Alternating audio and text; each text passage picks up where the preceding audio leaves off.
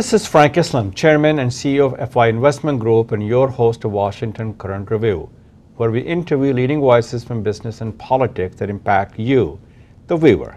Today, our guest is Susan Lee. She is a member of the Maryland House of Delegates. Thank you very much for coming to our show, Susan. Thank you. We appreciate that very much. I'm glad to be here. Wonderful. Tell us a little bit about your district that you represent. How long have you been in office?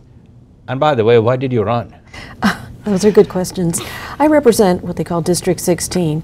It encompasses most of all of Bethesda, a little bit of Potomac, a little bit of Rockville, all of Friendship Heights, Glen Echo, and the MacArthur Boulevard area.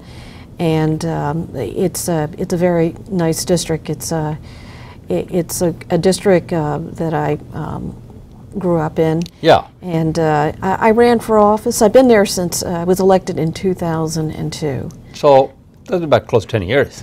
Yes, yes it is. And every year it's been a real privilege and honor to be down in Annapolis. So why do you want to be a member of the House of Delegates in Maryland?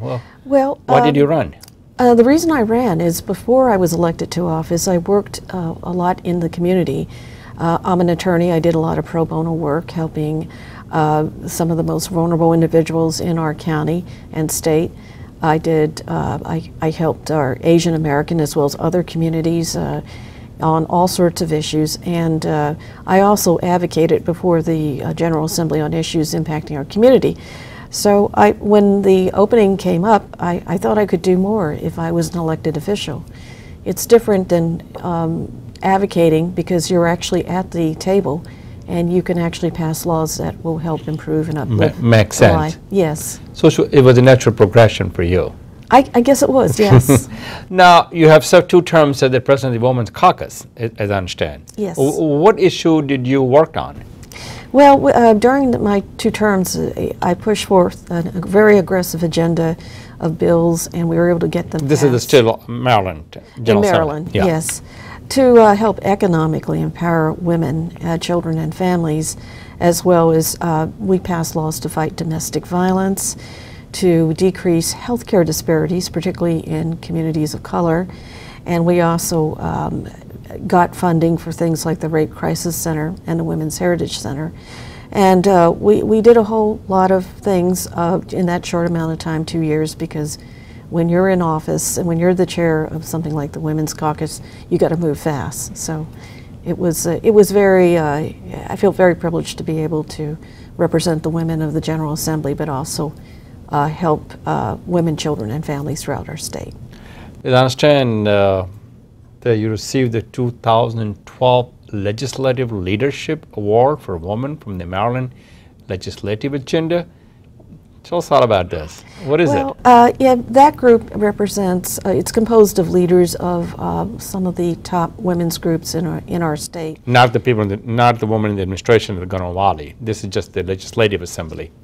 It's called, I received the award from, it's called the Women's Legislative Agenda for Women. Okay. It's like an umbrella group of women's organizations. And I was very honored to receive that award. I worked closely with all the leaders in that group to help pass the laws that I just indicated. It was a real, it's better if you can work together and share and network and share issues so that you can pass these laws. So I was very honored to work with them, and I was very honored to receive the award. Oh, that's wonderful. I'm an advocate of the higher education.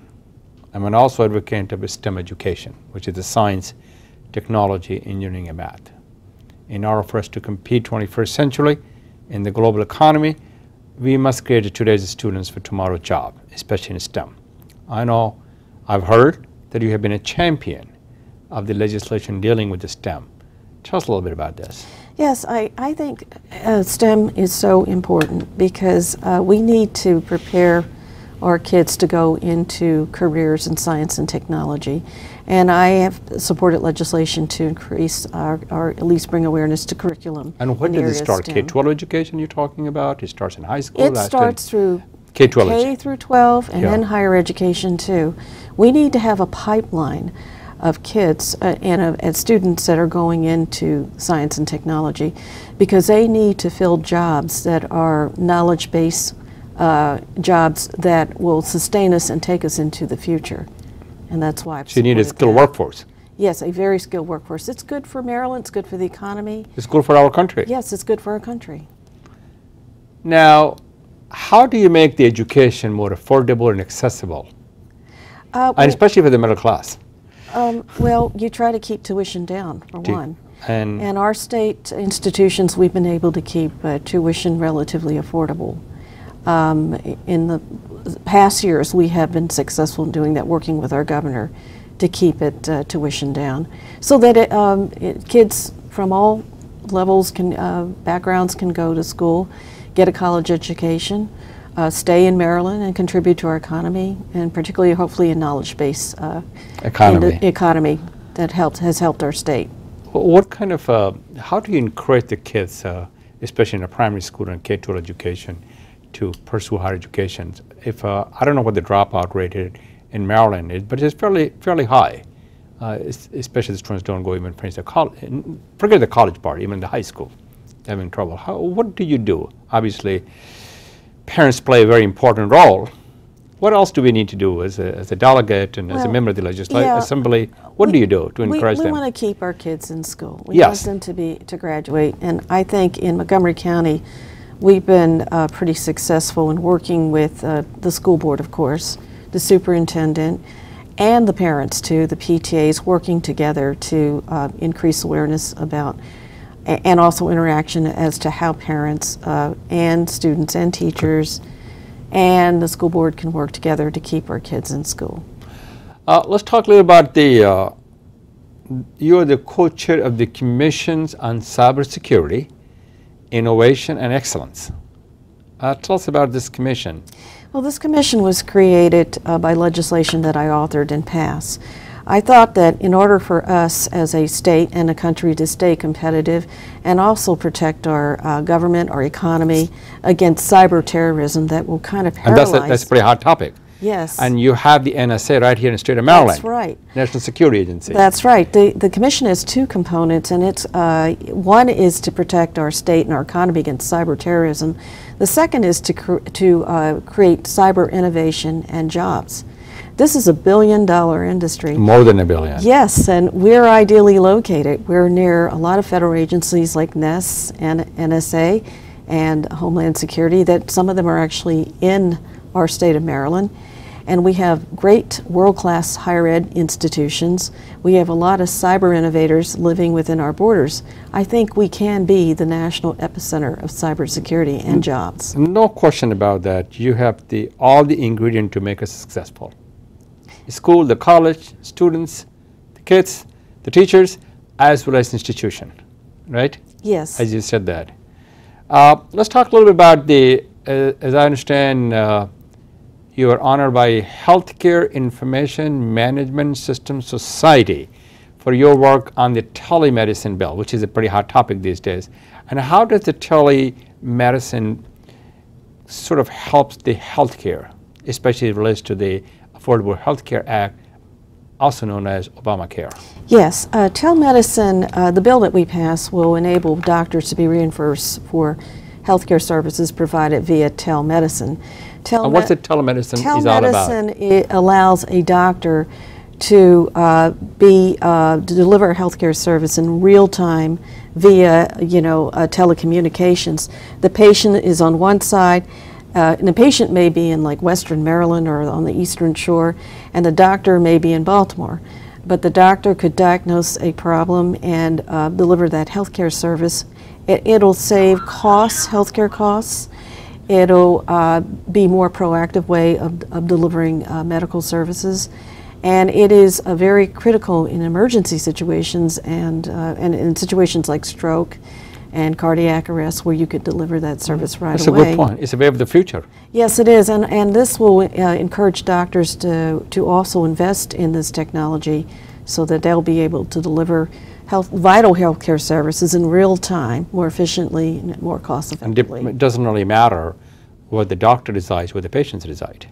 Yes, exactly. And there are some types of healthcare services that you could provide via telemedicine. Others that may have to require the patient actually come in. So let's just kind of change the narrative over here to your award that you've been selected for the, you should be commended for that, 2012 Human Rights Halls of Fame inductees. That's pretty neat stuff. That's in my nephew's term, it's pretty cool. Tell me a little bit about this. Well, I feel very honored and privileged to be inducted this year in the Hall of Fame of Human Rights. Yeah, I've devoted a lifetime of working in the community to politically and economically empower individuals that don't have a voice or don't have high-powered lobbyists helping them. And, so you're the voice for those who are voiceless. I try to be anyway. But I've worked in civil rights. I've worked helping women and children, and as I said, families, and those that probably are economically disadvantaged get representation. And so you got this award this year? Yes, I feel very honored. And yeah, you should be. It's a privilege. Oh, thank you. And, thank you. And being honored and humbled. Yeah, I am very honored and humble. I want to talk a little about the political engagement of South Asian community in particular, but in general, why people should be engaged politically, because the fact, and why should they make a campaign contribution, and why they should make an investment, and do you believe that the government should be a partner for all of us because they do define our landscape, the politics? Yes, I think that the community has to be proactively active in politics. I think that our populations have the fastest rates of growth. You're talking about the South Asian populations? South Asian and the Asian. And Asian, yeah. We've, in the past, have had not that representation in the halls of power. We've not been very proactive. Yes, but by getting active, being active participants rather than passive spectators, you can make the difference in the types of laws that are passed that can improve the quality of life for us, our families, our kids, our grandchildren. So I think it's important to not only get active, but also support candidates that support our community's agenda and priorities. And why should they make any campaign contribution? Because you got it's very hard as so an to make sure elected your voices are heard. As an elected official, it's very hard to get elected without resources. Without the resources, and you have right. to have and you have to direct your resources to those. It's just candidates. not the cash, the campaign. It's a matter of also your time, your talent. Yes. There's a human capital involved as well here, isn't it? Yes, yes, that is exactly right. You've identified on the. That is right, and that's why you have to not just invest money, but time and effort and your talents and politics, whether you run yourself or you help another candidate. So it's a really investment in the future. It's an investment, in a sense, to make sure that we participate in a representative democracy. Yes, and have some kind of control of your own future and destiny, so, and that so of we your can community and your families. Yeah, absolutely. So that we can have a country of opportunity rather than inequality. Yes, and I think that the South Asian community has a lot to offer in the way of talent. There is no question. And I think this infusion of talent into our country, just like previous generations, has made our country greater and better. And I think when we're inclusive, and also if we're also involved too, I think we'll keep our country #1 in everything. Now, the question that I have for you, if someone in the audience, a young, energetic person, wants to get engaged politically, what he or she should do in order for them to engage politically or run for the elections or be a candidate. What advice do you have for them? They need to get active in their community. They need to be active in their community. And also get active in local politics. And just immerse yourself, get experience, know how to help your community be active in the political process too. Get involved in issues, local issues, get involved in voter education and registering others to vote. Just immerse yourself in your community. And once you do that, you'll understand what's important, what the priorities are, and then you'll be ready to run for office yourself. Which is what you did. Yes, exactly. So they can follow on your footsteps, and she does inspire to all of us. My Next question is to you, Susan. What's your take on this gambling things in the state of Maryland, which is going to be in the ballot? Yes, that's what they call question 7. Is that what they call them, a question number 7? I have to tell you, during the Well, special what are the advantages and session- disadvantages? Well, during special session, I voted against. You voted gambling. against it? Yeah, even though it passed. It passed by 1 vote. I think that our state should be investing in things like science and technology, knowledge-based industries that will sustain us for the future. But there's no investment in gambling. It's trying to this attract the customer to come over well, here. this involves the expansion of gambling, table games. Okay, tax the crime. There's a yes, lot of crime associated. Tax credit for Yeah, casino yeah. owners. I think we should be giving tax credits to to the- innovators in science and I technology. would, yeah. And I also think that there's a criminal justice element in here. I mean, criminal burdens on the criminal justice Yeah. system. I think there's domestic violence that sometimes springs from this, and sometimes it has been found that So let's see how many people change gambling their mind. destroys communities. Yeah, let's see how many people will change their mind. If someone wants to have any questions or issues, how do they contact you, Susan? Please contact me at, I can be contacted by email at susan.lee@house.state.md.us, or just contact me at 410-841-3649. I'd love to hear whatever you have on your mind and to engage you. Well, that's a very nice. Well, thank you very much, Susan. Well, thank you. Thank you for coming Delighted. to our show, and thank you for your service to the great state of Maryland and to our community Well, thank that we you. all love and deeply care. And this is our show. This is Frank Islam, Chairman and CEO of FI Investment Group, wishing you a great week. And thank you for watching.